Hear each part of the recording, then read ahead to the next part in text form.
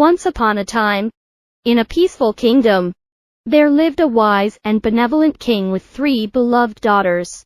Each daughter was known for her beauty and intelligence, but each possessed unique qualities that set her apart.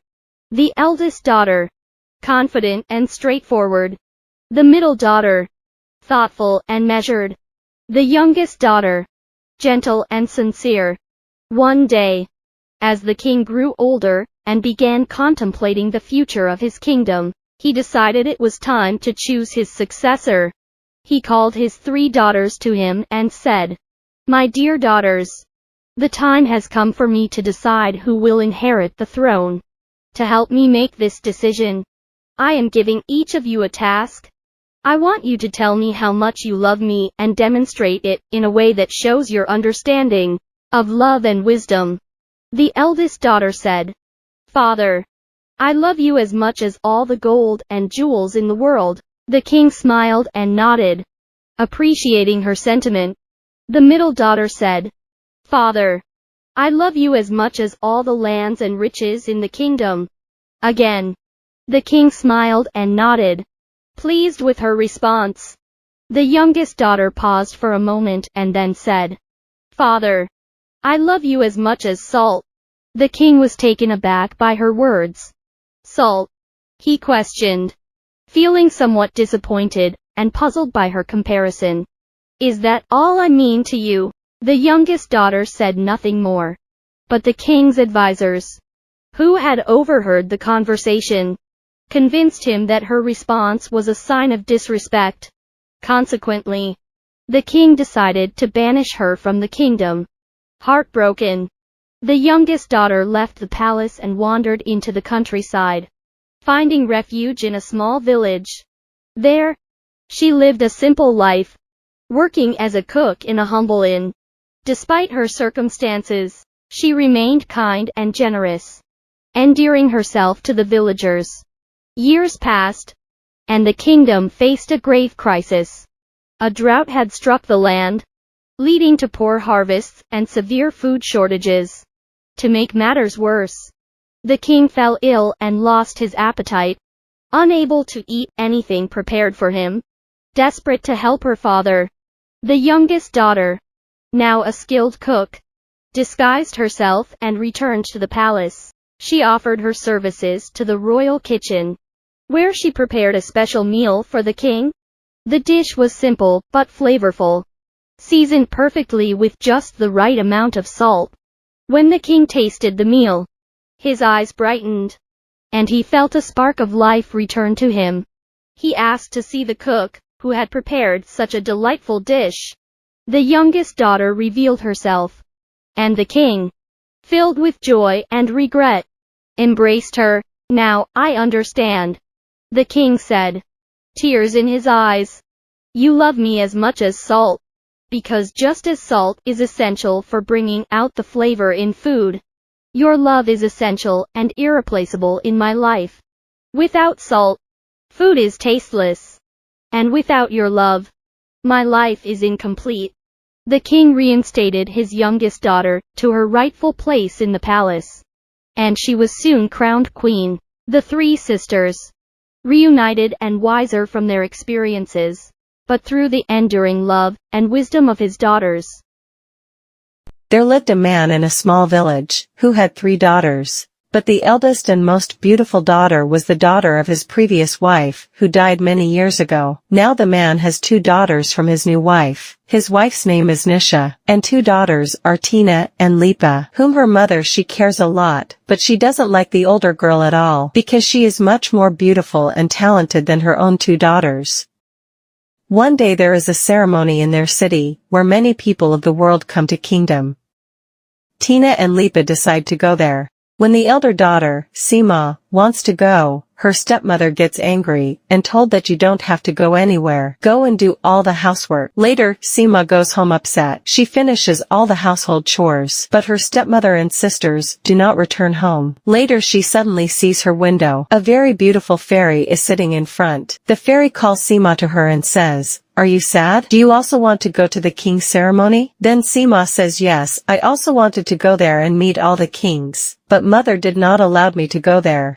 Then fairy says, "If you want I can take you, and your mother won't even know." Fairy says this is her magic with sticks, and then Sima gets ready in a very beautiful dress. Fairy then takes her to the event. Sima enjoyed there very much. She talks to many kings. Suddenly she remembers that it is night. Her mother and sisters have come to this house so much, so she is scared. She starts running to get back home when suddenly her foot gets stuck on a brick and she falls.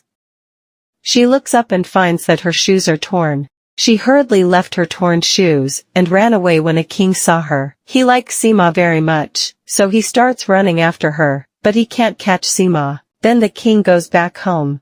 He thinks about Sima all night. The next morning, the king orders his ministers to find out the girl whose shoes. So all the girls in the kingdom are called by the king to his kingdom and he puts these shoes on all the girls, one by one. Sima's two sisters also wear shoes, but their feet don't have shoes either.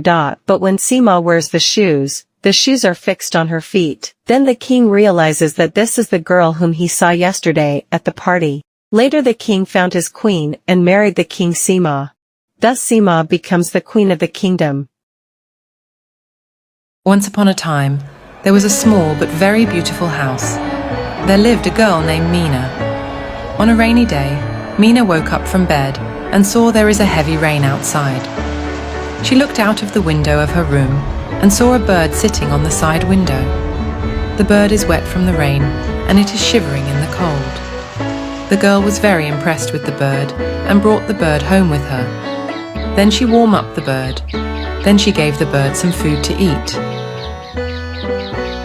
Within a few days, Mina became friends with the bird. Wherever Mina goes, the bird goes with her. Mina named the bird Timmy. When Mina goes to school, the bird goes with her to the school gate.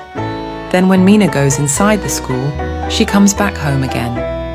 When Mina is reading, the bird sits on the table with her. The bird sleeps in her bed with Mina. Many days passed and the bird grew up. One morning Mina went to school and left her bird at home. Then the bird was sitting in front of the window, waiting for Mina, and the bird saw her mother, and she was very happy to see her mother, and the bird went with her mother. Later, when Mina returned home after school, she couldn't find her bird. She looked all over the house for her bird, but couldn't find it anywhere. Later, Mina asked her mother what her bird was, and her mother said that the bird's mother came and took her away. Hearing this, Mina became upset and started waiting for the bird, but the bird never returned. Eid al-Adha is only 4 days away. Tuni is so happy because Tuni's father told Tuni that he will bring a big white cow for Tuni. So Tuni waits for her father to bring her the white cow. After a while, her father brought a big white cow and tied the cow in the courtyard of their house. Tuni was very happy to see the cow and named the cow Timmy. Tuni used to play with the cow all day and feed it grass. She used to talk a lot with the cow and ride on the cow's back. A hand would be placed on the cow's head, and the cow would close its eyes and sleep comfortably on Tuni's lap. Tuni became very good friends with her cow. Then came the day of Eid al-Adha. Tuni woke up in the morning. After waking up, Tuni took a quick bath and got ready in her new Eid clothes. Dressed in Eid clothes, Tuni said Eid Mubarak to her parents. Then Tuni went to her grandparents and wished them Eid Mubarak, and her grandparents wished her Eid Mubarak and gave many blessings to Tuni. Then Tuni went to their yard.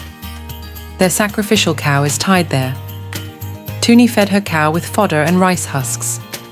And Tuni talked to her cow in her heart, because soon her cow would be sacrificed. After a while, many people came to sacrifice the cow and started blocking the cow with ropes. And seeing the suffering of the cow, Tuni felt very bad and started crying. Then a master sacrificed the cow with a knife on its neck, and then Tuni's cow left Tuni's forever for it. Once upon a time, in a sunny little village, there was a clever crow named Cora. Cora loved flying high above the trees, exploring new places, and meeting new friends. One hot summer day, as she was soaring through the sky, she started to feel very thirsty. The sun was blazing, and there wasn't a single cloud in the sky. Cora flew down to the village, hoping to find some water. She spotted a small garden with colorful flowers and thought there might be some water. But when she got there, she found that the pond was dry. She flapped her wings and flew on, determined to find something to drink. After a while, Cora saw a pot in front of a river. She swooped down and peered inside. At the bottom of the pot, there was a little bit of water, but the pot was too deep, and her beak couldn't reach it. Cora thought for a moment, wondering what she could do. After some time, she got an idea. She flew around, picking up small pebbles in her beak and dropping them into the pot, one by one. With each pebble, the water level rose a little bit higher. After several trips back and forth, the water finally reached the top of the pot. Cora was so happy. She took a long, refreshing drink, feeling the cool water quench her thirst. With a satisfied sigh, she sat on the edge of the pot, feeling proud of her clever idea.